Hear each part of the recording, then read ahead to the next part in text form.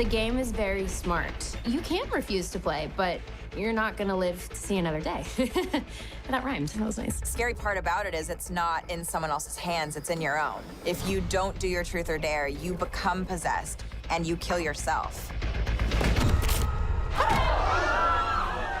When I was writing the script with Chris and Jill, we just made sure that each death scene was designed to highlight that character's flaw, the secret that that character had been harboring. As they continue to play Truth or Dare, it seems as if the game starts to know personal details about the players. And the game really uses the personal history of the kids against them. They're all pretty messed up. Like, Brad having his father beg for his life on his knees with his own gun is pretty intense.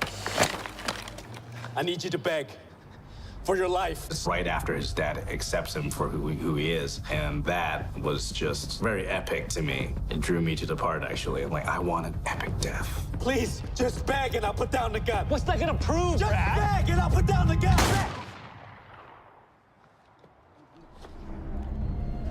No, no, no, no!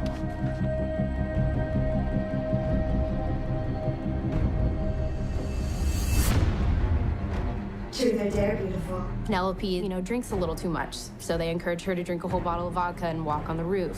I have to walk the edge until I finish this. It's my favorite scene in the movie, the way that Jeff shot it. You're really nervous. Filming up on the roof was a lot of fun. It was cool because if I were to film something like that on a green screen, I'd have to simulate a lot of the fear. And being up there, as fun as it was and safe as I felt, it was still like I'm on a roof right now, and I can draw from my own fear of falling for this.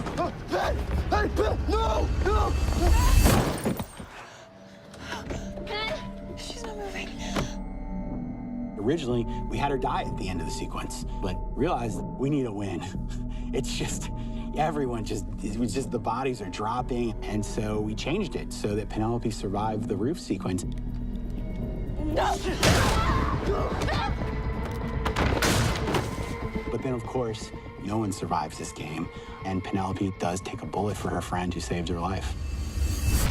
Tyson lies during his truth, which, unfortunately for him, means you have to die. So we shot my death scene on the very first day of filming, and it was gnarly. What are you doing? So that was probably the goriest because it was somewhat practical, like we had a makeup on his face where there was a pen just sticking out of his eye, so that was real. Just even looking at myself in the mirror with that prosthetic on my eye, it was pretty scary. I sent it to a few people who I don't normally get rises out of, and one friend, she was like, "Darling, that is the most disgusting photo I've ever seen."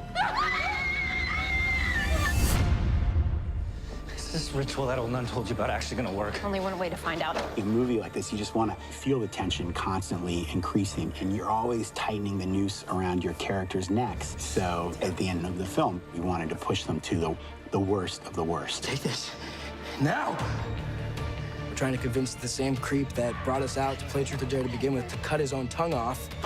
And I get possessed, I kill him, I kill myself.